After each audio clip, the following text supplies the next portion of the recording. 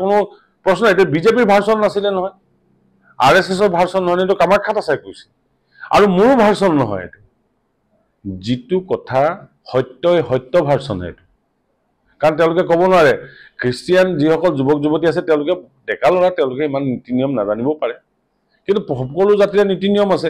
এই নীতি নিয়মবিলাক তেওঁলোকে পৰম্পৰাগত নীতি নিয়মবিলাক পালন কৰিছে নে?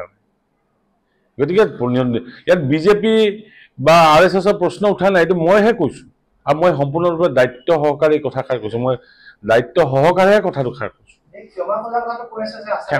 আদিবাসী ছাত্ৰ সন্থাৰ প্ৰসংগটো ইয়াত নায়েই। আদিবাসী ছাত্ৰ সন্থাৰ যিসকল ভাতৃয়ে সংগঠন কৰিছে তেওঁলোকৰ লগত মোৰ সম্পৰ্ক ভাল, তেওঁলোকেনো গাঁত পাতি কিয় লৈছে মই কথাটো বুজি পোৱা নাই। গাঁত পাতি ল'ব লাগিছিলে ফাদাৰসকলে বা চাৰ্চে বা আমাৰ ধৰ্মৰ কোনোবা মানুহে, কিন্তু ধৰ্মৰ বিষয়টো ধৰ্মৰ লগত আদিবাসী ছাত্ৰ সন্থা কেনেকৈ তাত আহিলে মই নাজানো। জনজাতিকৰণ হোৱা কথাটো তেওঁলোকে তেওঁলোকৰ সংগঠনটোৱে বেছি দিন হোৱা নাই, এই সংগঠনটোৰ আজি পূৰ্বৰ পৰা মইতো আছোৱেই, আমাৰ সংগঠনটোৱে মই যিটো সংগঠন আছিলোঁ বহুত দীৰ্ঘদিন ধৰি জনজাতিকৰণ বিচাৰি আছে।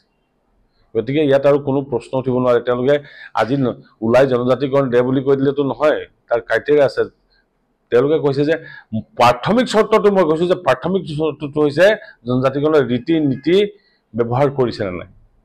যদি ৰীতি নীতি ব্যৱহাৰ কৰিছে, পূজা পদ্ধতি ব্যৱহাৰ কৰিছে, মই আৰু এষাৰ কথা কৈছোঁ, কৰম পূজাত 7 দিন ধৰি তেওঁলোকে 7 দিন 5 দিন ধৰি তেওঁলোকে যাৱা উঠায়, ব্ৰতত থাকে, ব্ৰতত থাকি পেলাই পূজা কৰে, প্ৰকৃতি পূজা। এইটো তেওঁলোকে শিৱ পূজা কৰিবলৈ কোৱা নাই নহয়, মই বিষ্ণু পূজাৰ কথাটো কোৱা নাই নহয়, প্ৰকৃতি পূজা কৰে।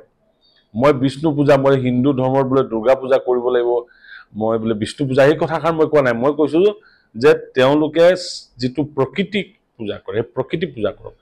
আদিবাসী মানুহবিলাকে যিকোনো বড়োৱে হওক, আমাৰ কাৰ্বি হওক বা মুণ্ডা হওক, চাওতাল হওক, সকলোৱে প্ৰকৃতি পূজা কৰে, প্ৰকৃতিকহে পূজা কৰাৰ কথা কৈছোঁ। প্ৰকৃতিক পূজা কৰিব নোৱাৰিলেতো আদিবাসীৰ পৰিচয় নাথাকিব।